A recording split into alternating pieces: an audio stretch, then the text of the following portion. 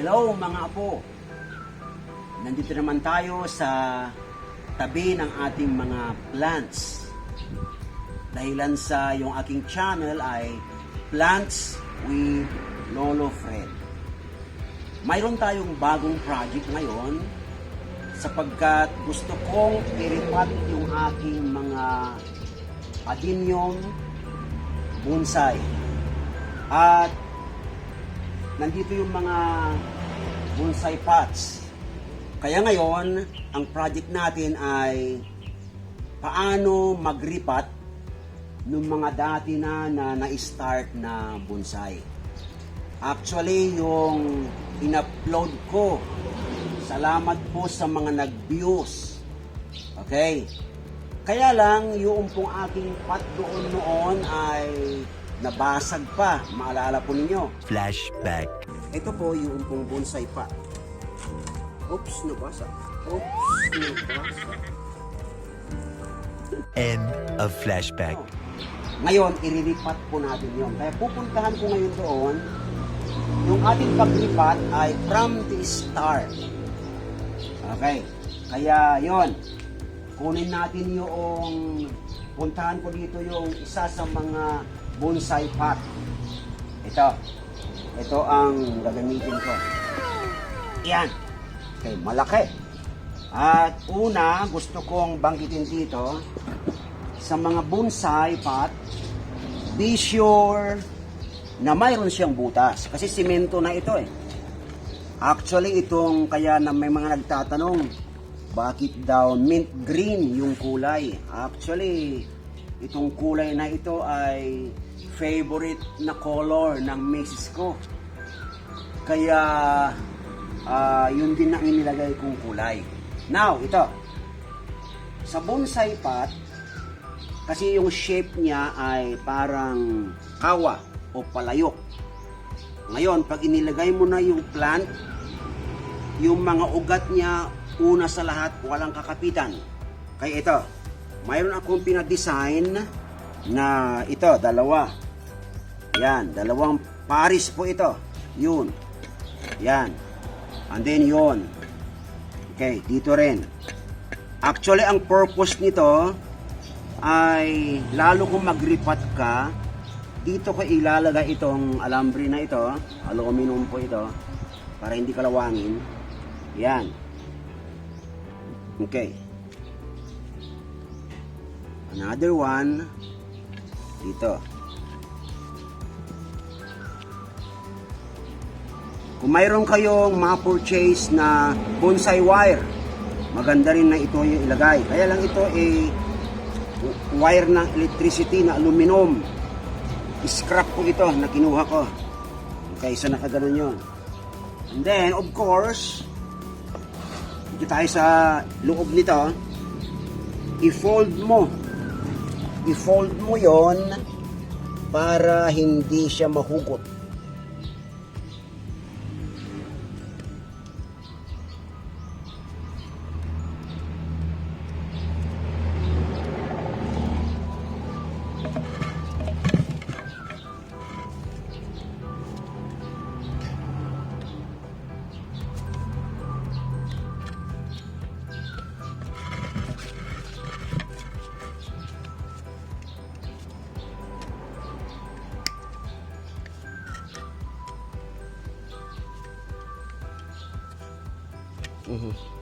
Tigas. Now, tignan ninyo, maski hugutin mo na gano'n, naka-fix na po ito. Yan. And then, lalagyan ko ito ng strap. Strap ang gagamitin ko ngayon kasi hindi pa ako naka-purchase ng bonsai wire. Walang available sa amin dito ngayon.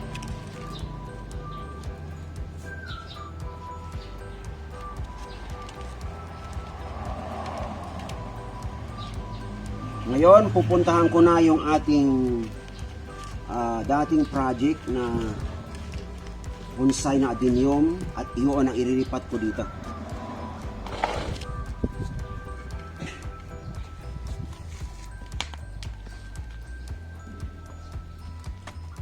Be careful kasi basag na ito.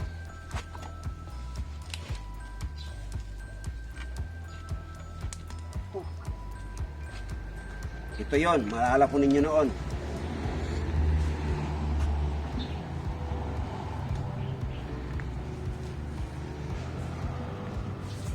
Okay. Ito ang kakalasin ko ngayon.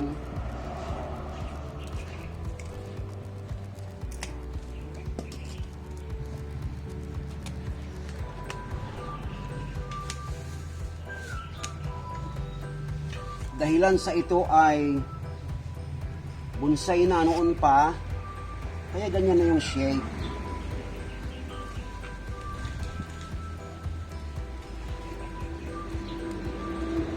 At makita po ninyo yung isura niya.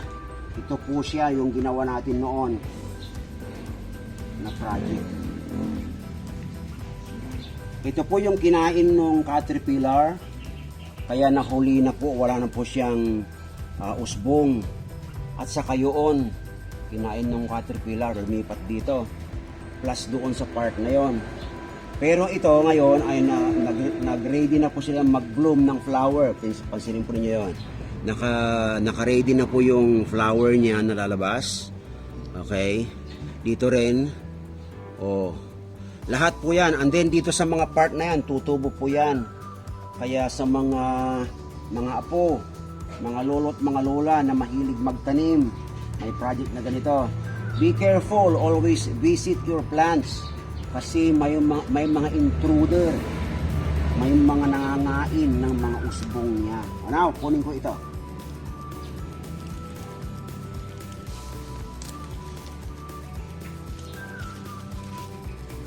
Ito po, asinin po niya. Ang ganda na po. Yung kanyang mga ugat. Ito po ay it took around almost 3 months yung ginawa po natin noon. Ito na po siya. Okay. So iriripat po natin ngayon dito. Now be very sure, una, lagyan po ito ng ilang mga stones.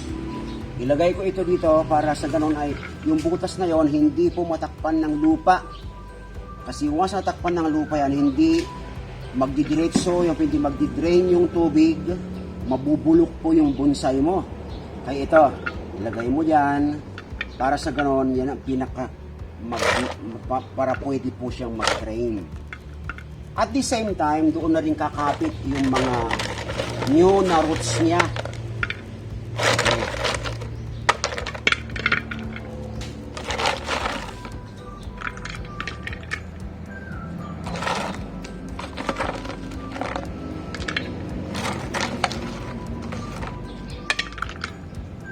Okay. Yan.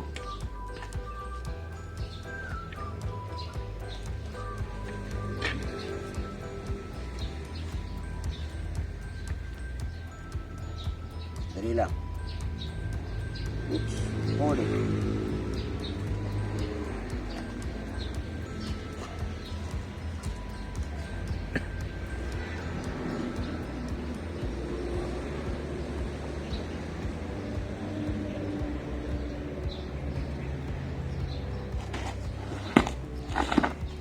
Itong ilagay ko na soil ay ready mix na po ito.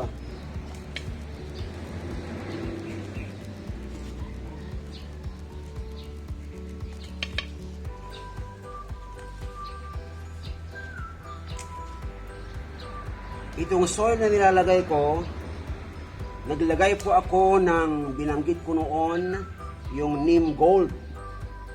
Yun po yung fertilizer na,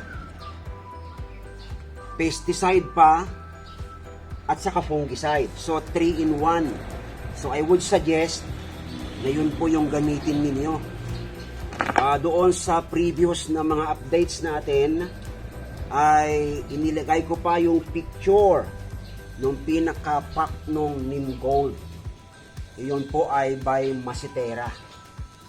Yan. Dahilan sa gumagalaw-galaw po ito, again, ang pinaka-holder niya ay ito.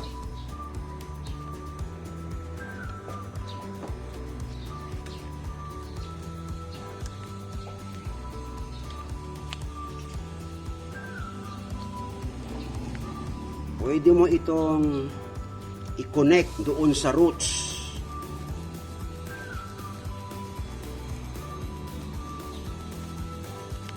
Oops, may insekto.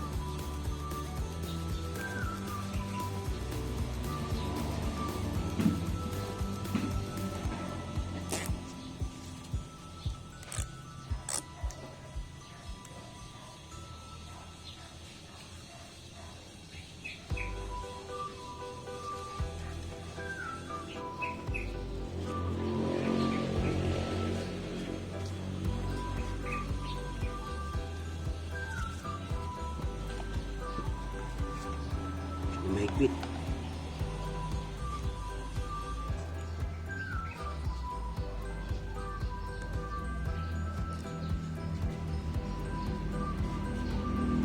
Yan. Okay, sa kabila.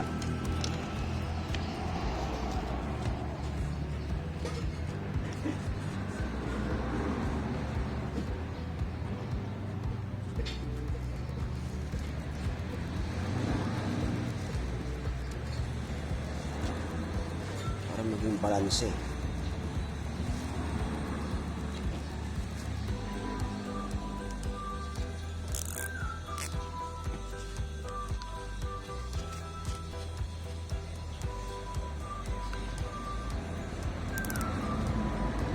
Kailangan nakaangat ng konti ito para yung design nung bonsai talaga ay makikita. Kaya kailangan balance.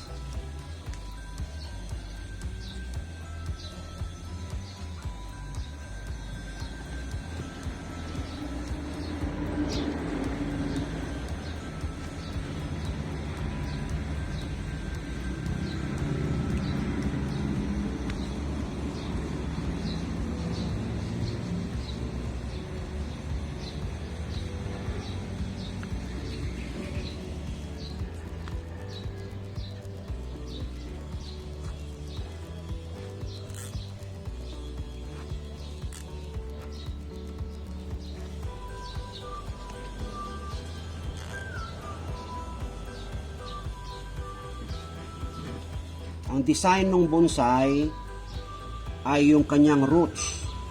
Now, magfo-form ito ulit. Pansin ninyo nung una, nung niripat natin, mayroon ng mga bagong shoots. Ngayon, lalagyan natin ng pagkakapitan kasi permanent na itong bonsai pot na ito. Kaya lalagyan ko ng pagkakapitan ng mga stones. Yan.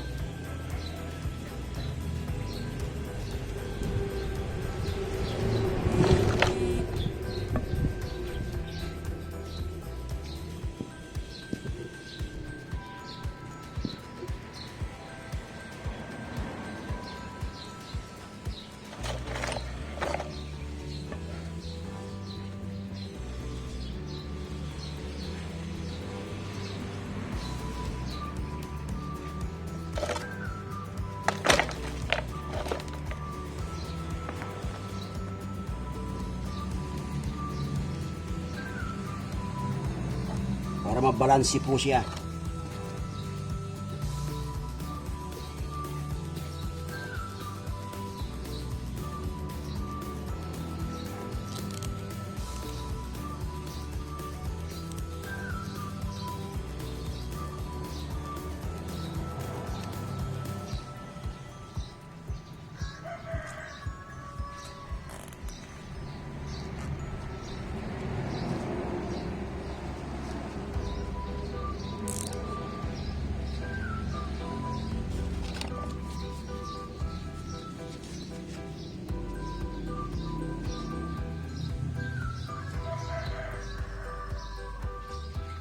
Sa mga apo, sa mga kabataan, mga lolo't lolo nagtatanong,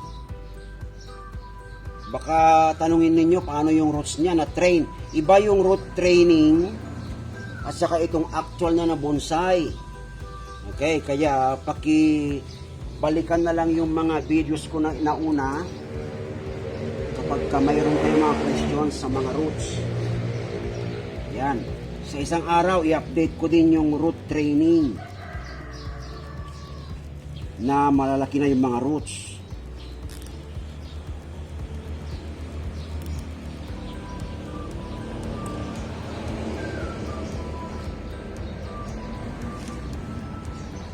Baka tinatanong din ninyo, bakit di ako naglagay ng proteksyon doon sa fungo, against sa fungus. Again, itong lupa ay mayroon na po siyang neem gold, fertilizer na, pesticide, at saka fungicide pa. So 3-in-1. At saka hindi ako nag-cut ng roots. Okay. Kasi yung roots niya ay hindi na kailangang i-form, naka-form na po yan dati. So wala akong kinat na roots. Kaya hindi po siya masyado nasaktan. Okay. Repotting po ito. Pero pagka gumagawa kayo ng project at may nagwa-wild na roots, pwede po ninyong i-cut yun. But be sure na lagyan po ninyo ng gamot niya. But ito pong neem gold ay 3-in-1, kaya andun na yung proteksyon against sa mga fungus.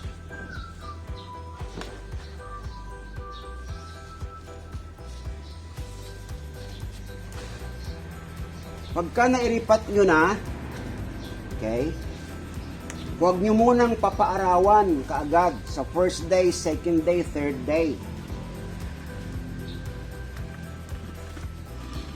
Kasi malalantayan.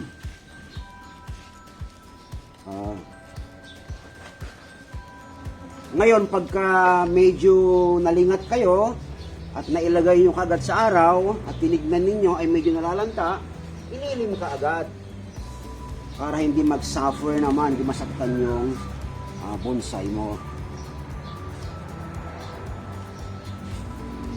Ito na po.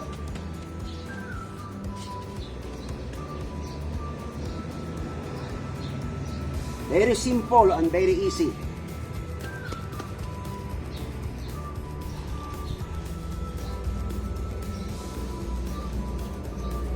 Kaya ko binabanggit na huwag papaarawan kasi hindi mo muna siya didiligan ng mga 2 o 3 araw. Opo. Para yung ugat niya ay mag-stable muna. Okay. Very nice.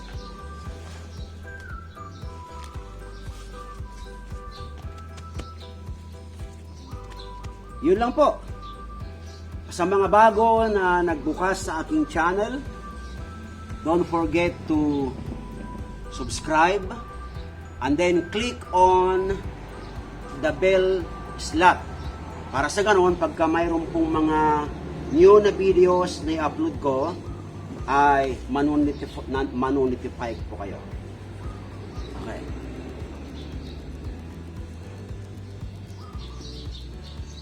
See you on the next project.